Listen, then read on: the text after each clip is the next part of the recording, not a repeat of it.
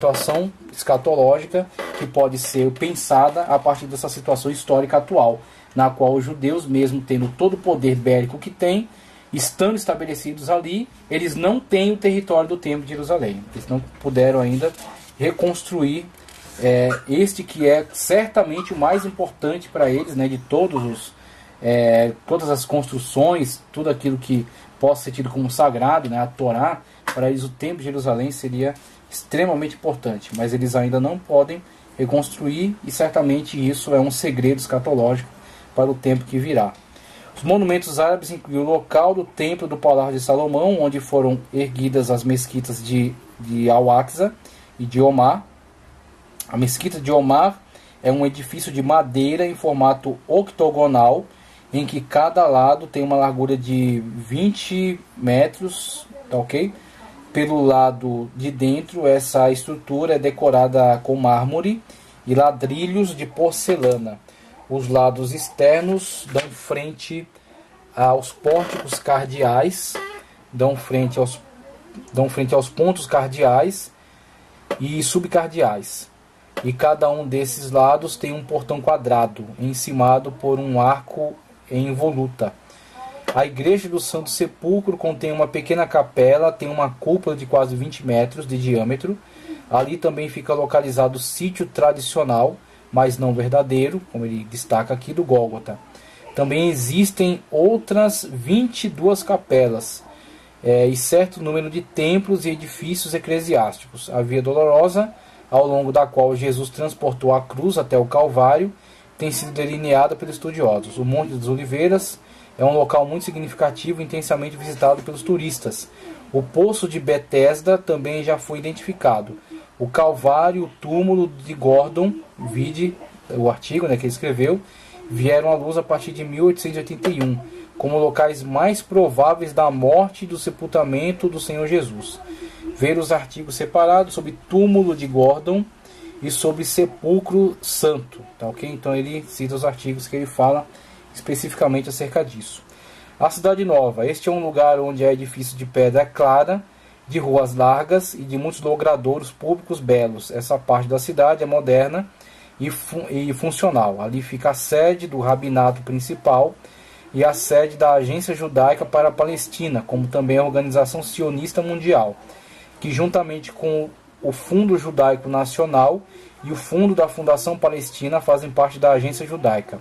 Há muitas escolas de rabinos e muitas organizações religiosas, para nada dizermos sobre o grande número de igrejas cristãs e sinagogas judaicas. As instituições de ensino superior incluem a Universidade Hebraica, o Centro Médico da Universidade Hadassah. Numerosos projetos de residenciais têm sido desenvolvidos ali a partir de 1949, ok? Encerro aqui então a contribuição de R.N. Champlin a questões importantes, relevantes, ligadas a Jerusalém. Então eu quis intencionalmente dedicar muito mais nosso estudo aqui sobre as cidades, focar, centralizar em Jerusalém, por ser de fato a cidade mais relevante. E agora eu dou uma passada rápida nas outras cidades para encerrar a nossa aula. Veja, cito os Salmos aqui, 122, 1 ao 9. Alegrei-me com os que me disseram, vamos à casa do Senhor. Essa frase hoje é muito preciosa para nós, né? Nós que estamos em quarentena, estamos aguardando aí pelo momento em que retornaremos para adorar ao Senhor na igreja, né? Todos juntos, louvando e adorando a Deus novamente. Alegrei-me com os que me disseram, vamos à casa do Senhor. Nossos pés já se encontram dentro de suas portas, ó Jerusalém. Jerusalém está construída como cidade firmemente estabelecida. Para lá sobem as tribos do Senhor, para dar graças ao Senhor, conforme o mandamento dado a Israel. Lá estão os tribunais de justiça, os tribunais da casa real de Davi. Orem pela paz de Jerusalém. Vivam em segurança aqueles que te amam. Haja paz dentro dos teus muros e segurança nas tuas cidadelas. Em favor dos meus irmãos e amigos direi, paz seja com você. Em favor da casa do Senhor, nosso Deus, buscarei o seu bem. Salmo 122, 1 ao 9, acerca de Jerusalém. E aí passamos aí a mais descrições relacionadas às importantes cidades de Israel. Ok? Primeiro Jericó, ok? Jerusalém já analisamos. Passamos então aí a Jericó. Com relação a Jericó, o que diz aqui nossa apostila, na página 73? Segundo os críticos, essa cidade, se não é a mais antiga do mundo, é a mais antiga de Canaã. Nas camadas mais profundas de suas ruínas são identificados elementos humanos da Idade da Pedra. Jericó está localizado no Vale do Jordão, a 12 quilômetros ao norte do Mar Morto e a 24 quilômetros de Jerusalém, em sentido de direção leste. Está a 272 metros abaixo do nível do Mediterrâneo. Foi a primeira cidade dentro de Canaã que os israelitas conquistaram milagrosamente. A intervenção divina que fez os muros caírem, né? Jericó é de fato aquela que dá o pontapé inicial para a conquista de Canaã. Tá, okay? Quando Israel de fato vê o êxito, né, dessa campanha com a destruição de Jericó. Belém, né? Fala aqui em Belém, no nosso mapa já indica Hebron, mas vamos ver um pouco aqui acerca de Belém primeiro. A primeira vez que essa cidade é mencionada na Bíblia é para relatar a morte de Raquel. Deixa eu só colocar aqui as demais. Assim, Hebron já está aí. Hebron, ok. É a primeira vez que essa cidade é mencionada na Bíblia. Aqui, Belém. É para relatar a morte de Raquel, esposa predileta de Jacó.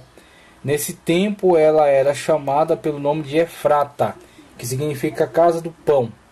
É também chamada de Belém de Judá, para diferenciar de uma outra cidade com o mesmo nome nas planícies de Esdralon.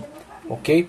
Belém está localizada numa colina, 700 metros de altitude, nas montanhas de Judá, 10 quilômetros ao sul de Jerusalém. Numa região de grande fertilidade. Ficou famosa por ser a cidade natal do rei Davi, mas sua maior marca é o nascimento do Senhor Jesus Cristo. Okay? De acordo com os arqueólogos, Belém é também outra cidade antiguíssima da Palestina. Os historiadores afirmam que há 3.000 anos antes de Cristo já havia moradores ali naquela cidade. Então a importância de Belém relacionada a Davi, relacionada ao Senhor Jesus Cristo, filho de Davi, e também uma cidade muito antiga arqueologicamente falando. Siquém trata-se de mais uma cidade antiguíssima da Palestina, pois na cronologia histórica remonta a cerca de 2.000 anos antes de Cristo. Foi em Siquém o primeiro lugar onde Abraão parou ao chegar de Canaã. Foi também ali onde ergueu o primeiro altar para adorar a Deus. Siquém está localizado entre os montes Ebal e Gerizim, em Samaria, no centro geográfico da terra de Canaã. O serviço arqueológico atesta que essa cidade já foi destruída e reconstruída 22 vezes antes de desaparecer definitivamente por volta de 200 a.C. E foi também capital, tá ok? Uma das capitais de Israel. Nazaré, fala de Samaria, eu coloquei ali também mais de Samaria, tá ok? Que também é relevante no contexto das tribos do norte, né? Capital das tribos do norte. E Nazaré, temos aí a cidade de Nazaré. Nazaré está a 9 quilômetros do Monte Tabor, a 22 quilômetros a oeste do Mar da Galileia, 122 ao norte de Jerusalém. A única razão pela qual essa cidade ficou famosa foi o fato do Senhor Jesus ter passado nela toda a sua juventude. Por essa cidade não ser mencionada no Antigo Testamento, no Talmud judaico, nem nos evangelhos apócrifos, causa grande estranheza nos pesquisadores. Então, era uma cidade pequena, uma cidade periférica, né? Então, temos aí Nazaré como cidade relevante devido à ligação dela com a juventude do Senhor Jesus Cristo, mas economicamente, politicamente, não era uma cidade relevante. Então, por isso, não é tão estranho assim ela não ter sido citada. Cesareia, agora, trata-se de uma cidade costeira no vale do Mediterrâneo, entre Jope e o Monte Carmelo. Está a 75 quilômetros a noroeste de Jerusalém. Foi construída por Herodes o Grande e recebeu esse nome em homenagem ao imperador romano César Augusto. Nos tempos do Novo Testamento, foi a cidade mais célebre devido à sua beleza, sua infraestrutura e pelo fato de ser o centro administrativo de Roma na Palestina.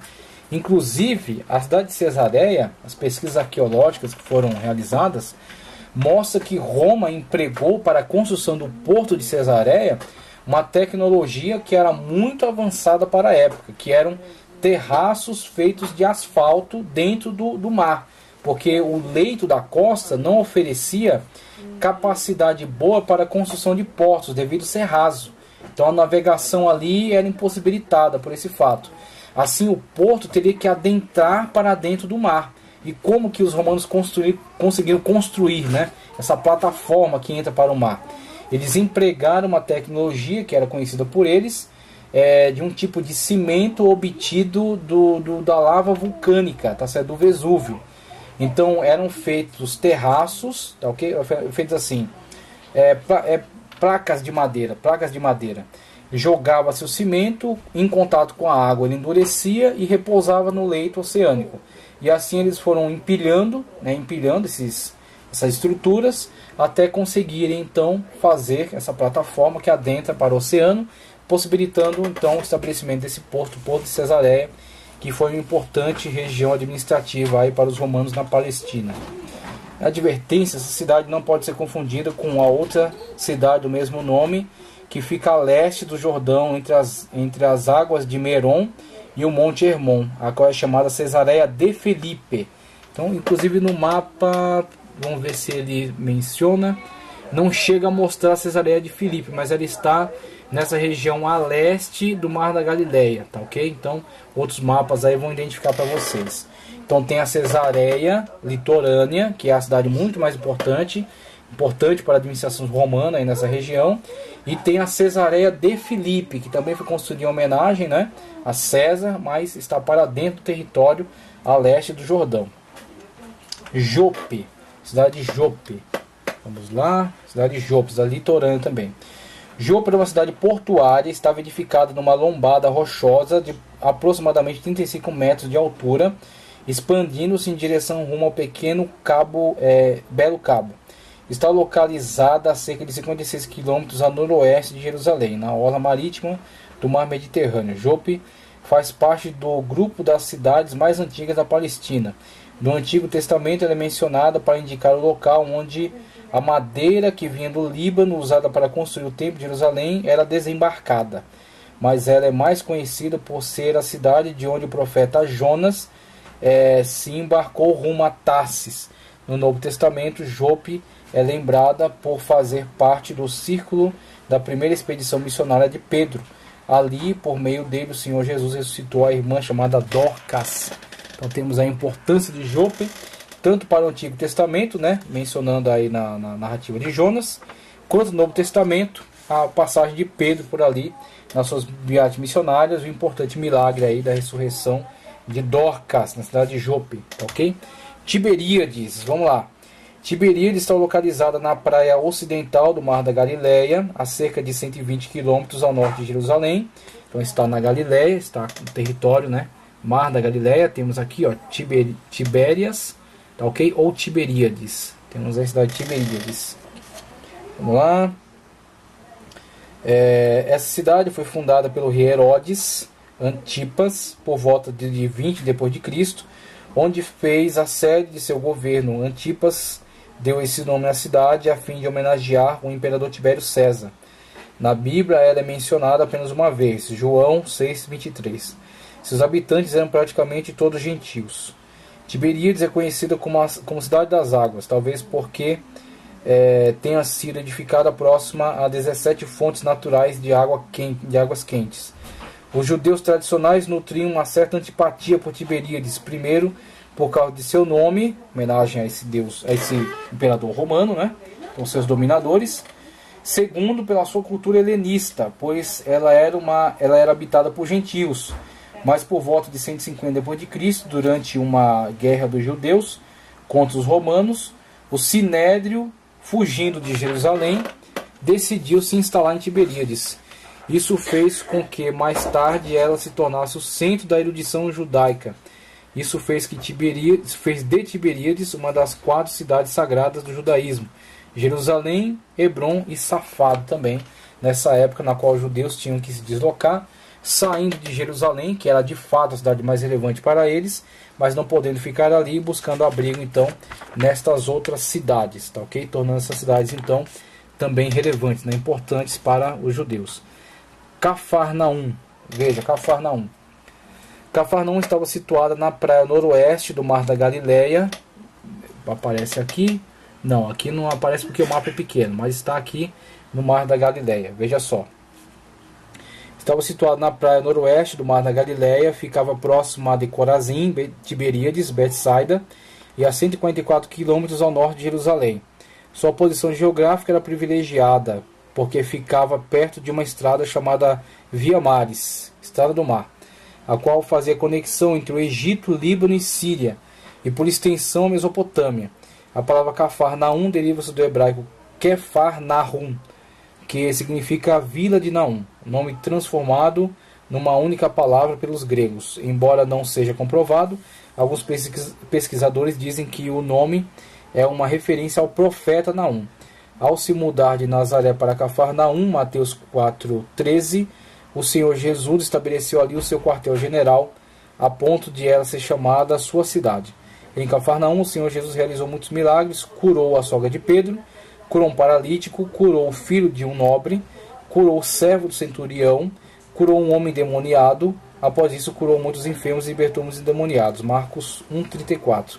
Embora Cafarnaum tenha sido uma das cidades onde o Senhor Jesus fez mais milagres, ele a condenou e profetizou sua destruição pelo excesso de incredulidade. Então, mesmo com todos os eventos miraculosos, né, desenvolvidos aí nessa cidade, houve essa questão na qual a população dali não manifestou fé salvífica, tá ok?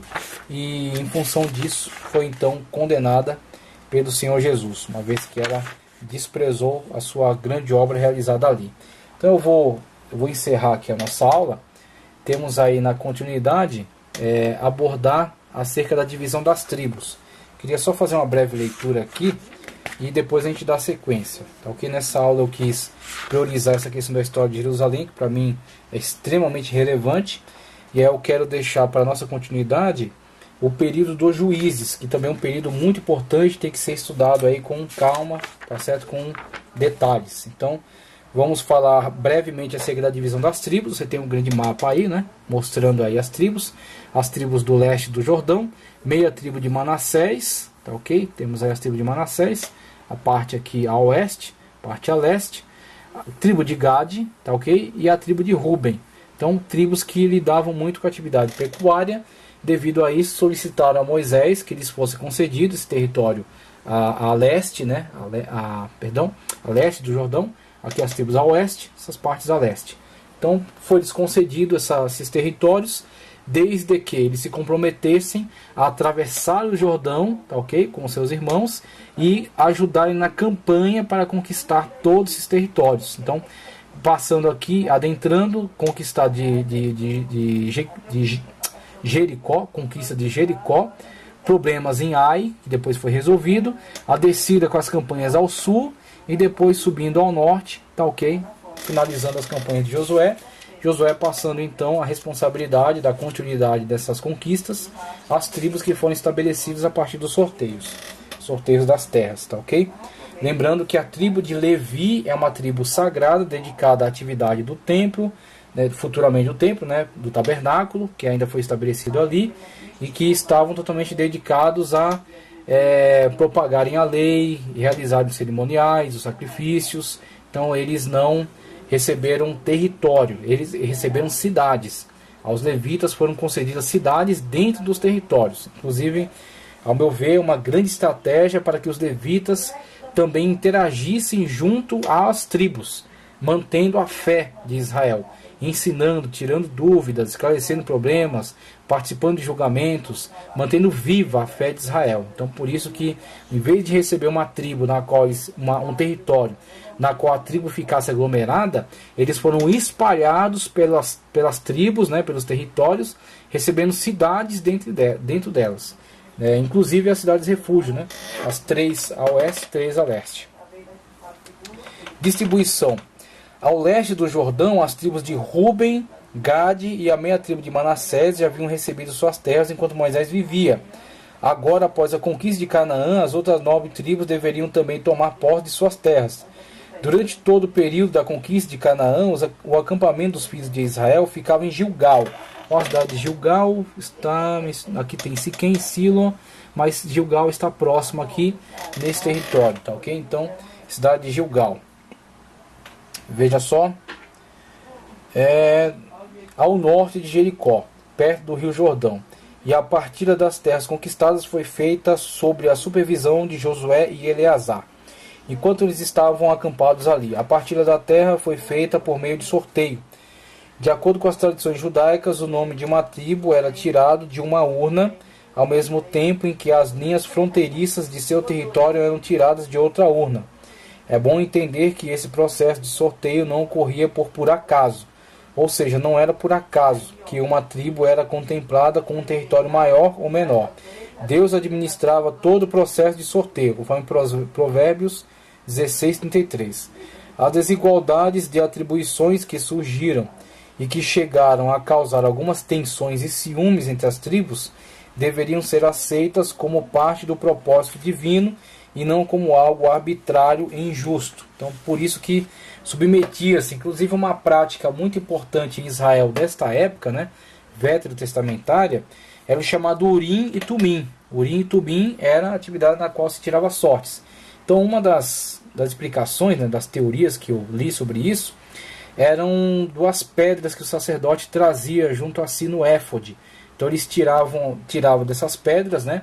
E aí você teria ou confirmação ou negativa. E aí com isso era dada, né, essa decisão como um arbítrio divino, né, como uma intervenção divina, para que não houvesse então o favorecimento de uma ideia de que houvesse uma preferência por este ou por aquele. Então adotava-se essa prática, tá, ok? Para que houvesse a maior neutralidade possível, Inclusive os apóstolos que estão dentro do ambiente judaico, eles tentam dar seguimento à prática, né, do Urim e Tumim, mesmo com o estabelecimento da igreja, né, com Cristo e com a incumbência deles de dar sequência aí à missão, né, dada por Cristo. Eles escolhem aí, uma vez que Judas Iscariotes traiu, né, eles escolhem aí alguém para ser substituto aí de Judas Iscariotes através desse processo. Só que isso foi totalmente substituído, tornado obsoleto quando, na descida do Espírito Santo, no Pentecostes, a partir de então, todas as escolhas serão realizadas a partir de um processo no qual eles entram em oração, em consagração, e é o Espírito Santo de Deus quem dirige as decisões. O Espírito Santo de Deus é que apartou Paulo e Barnabé para a missão que ele os designou a fazer, por exemplo. Então o Espírito Santo de Deus é que toma a frente nesse processo decisório, não mais essa questão de escolhas, né, por meio de sortes, tá, ok? Tribos do sul, Simeão e Judá. Você tem aqui, ó, Judá principalmente, e Simeão recebe um pequeno território dentro de Judá e ao sul, um território, na verdade, numa área bastante desértica, né? Então Simeão, com o passar do tempo, ele nem mantém mais a sua peculiaridade, ele vai mesmo se integrar à tribo de Judá. Ele vai como que tornar-se uma coisa só com a tribo de Judá. Não só Simeão, mas também Benjamim. Benjamim fica naturalmente associada aí a Judá e acaba integrando com ela um território só. E Efraim, que estava mais ligado a Saul, fica muito ligado às tribos do norte. Tá, aqui as tribos do norte que fazem uma confederação, tá, ok? Em oposição às tribos do sul, que eram Benjamim, Judá e Simeão, que acaba se ligando, assim, integrando totalmente a tribo de Judá, tá, ok? Simeão se estendia rumo ao sul, na direção do Egito, mas sem fronteira definida. Era a tribo mais sulista de todo Israel. A mais sulista era Simeão, e depois torna-se Dan a mais nortista, né, a mais ao norte. Dan originalmente não estava na região extremo norte, mas eles se deslocam para lá posteriormente. Tanto que aqui no mapa você tem tribo de Naphtali sendo território norte, mas a cidade de Dan já está indicada aqui, ó, porque Dan vai migrar para o território norte para se estabelecer lá, ok? Mas sulista fazia fronteira ao norte com Judá, ao leste com o Mar Morto e ao oeste com o Mar Mediterrâneo, no grande deserto de Berseba, né? Um grande deserto, aliás, exatamente. O grande deserto que ficava ali em volta da cidade de Berseba, o Negev, o grande deserto de Negev, ao sul. Ao que parece, essa tribo foi absorvida pela tribo de Judá quando Davi ascendeu ao trono de Israel, pois algumas de suas cidades são mencionadas como pertencentes à tribo de Judá. Então eles se integram aí junto com Judá. Judá se apropriou das terras entre o Mar Morto, o Mar Mediterrâneo, no extremo sul da Palestina. Tinha ao norte as tribos de Dan e de Benjamim, ao sul a tribo de Simeão, grande território aí da tribo de Judá. Okay? O território de Judá e Dan receberam por herança, pertenciam aos filisteus, mas não tomaram posse de toda a terra imediatamente, porque não puderam expulsá-los totalmente dali. Somente mais tarde, após a morte de Josué, é que Judá tomou dos filisteus a cidade de Ascalon, Gaza e Ecrom. Este povo nunca teve paz perene com os israelitas, senão em alguns esporádicos armistícios. Então temos aqui, ó, Judá e Dan. Na verdade, essa faixa litorânea, que hoje, né, é parte do território de Gaza, tá certo? Ele era ocupado pelos filisteus. Então, na verdade, esse território, mesmo pertencendo a essas tribos, não puderam ser tranquilamente administrados, geridos por eles, devido às constantes lutas com as 5 grandes cidades-estados dos filisteus, tá ok? Grandes 5 cidades-estados dos filisteus que dominavam, sempre lutavam contra eles pelo domínio dessa região. Judá era uma tribo expansiva, haja vista que mais tarde ela se expandiu em direção sul e norte, absorvendo as tribos de Simeão e Benjamim. Até Salomão, Israel era um reino unificado, mas após sua morte, o reino foi dividido em 2 partes, sul e norte.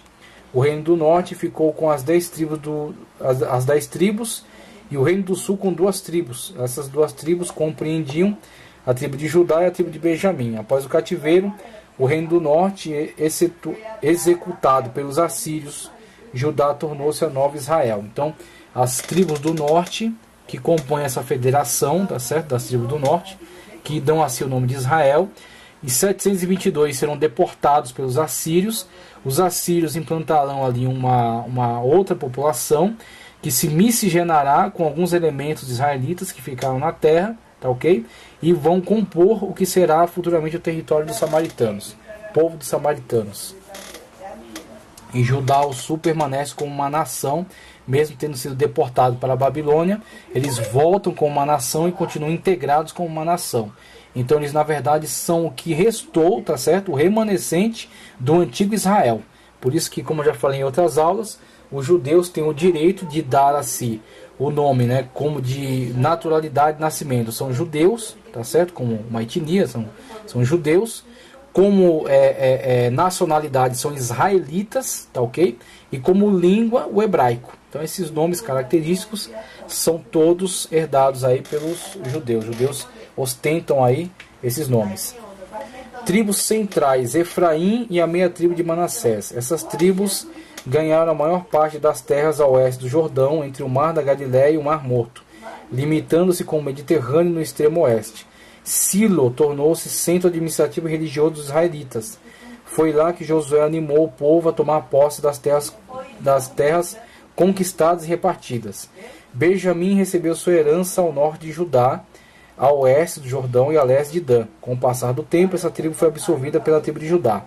Dan recebeu também por sorte seu quinhão numa região norte de Judá e ao sul de Efraim e ao oeste de Benjamim. Essa tribo foi quem recebeu a menor área de terra. Mais tarde, não resistindo à pressão dos filisteus, os danitas migraram para o norte em busca de outro lugar para se estabelecer. É por isso que no mapa vemos a tribo de Dan em 2 lugares diferentes. Então daqui eles migraram para essa região norte, tomaram posse dessa cidade e permaneceram como a tribo mais ao norte posteriormente. As tribos do norte, Asser, Naftali, Zebulon e Issacar. Asser recebeu uma grande área no norte da Palestina, limitando-se no extremo oeste com o Mediterrâneo e a leste com a tribo de Naftali. Naftali recebeu uma grande área também ao norte da Palestina, limitando-se a leste com o Jordão e a oeste com Asser, tendo ao sul Zebulon e Issacar. Zebulon ficou com uma área ao oeste de Issacar e a leste de Asser, ao norte da meia tribo de Manassés. Issacar recebeu uma área ao oeste do Jordão e ao norte de Manassés e a leste de Zebulon. Tribo sem herança, Levi.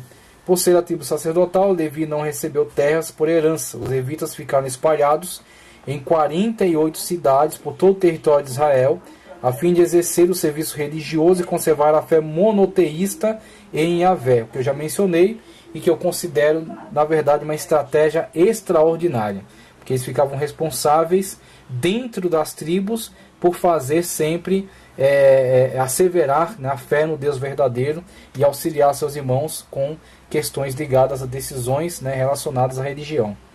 Dentro das 11 tribos, eles receberam cidades e pastagens para seus gados, as cidades dos levitas, tá ok?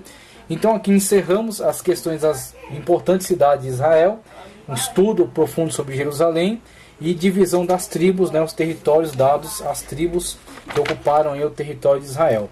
Passado, né, vamos dar sequência na próxima aula, entrando no período dos juízes, falar sobre a importância de cada juiz e um pouco sobre o território onde atuaram, tá ok? Depois daremos sequência aí com uma parte até que podemos dizer ligada à história, né, uma história, uma geografia da história de Israel, com a divisão, com o estabelecimento da monarquia, divisão, deportação das tribos e retorno, tá ok?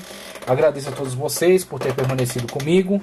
Compartilhe esse vídeo, curte, que Deus abençoe grandemente a vida de vocês e que nós possamos continuar orando pelo fim dessa pandemia, né, para que possamos dar sequência aí à nossa vida normal e nos reunimos em comunhão na igreja para adorar o Senhor. Muito obrigado, Deus continue abençoando sua vida.